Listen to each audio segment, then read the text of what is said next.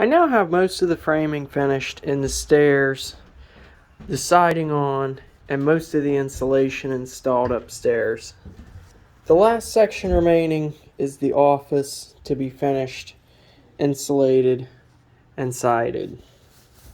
Currently, I'm running into issues with the Charlotte County zoning department saying that the tiny house is too tall to move down the road, even though it's modular and this whole top half is separated at the joint so that the unit can be moved down the road at a street legal height.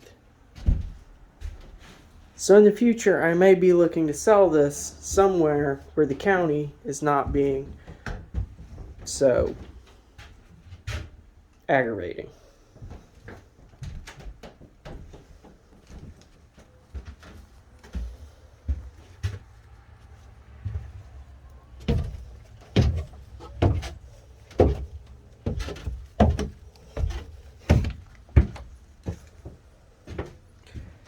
This is the area for the kitchen downstairs.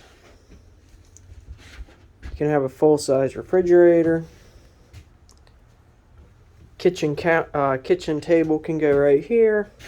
Living room, couch, TV, bathroom.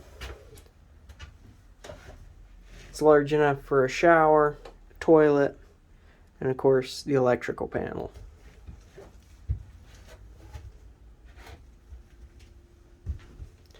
Let me know what you guys think of this in the comments, and what you think of Charlotte County and the zoning board.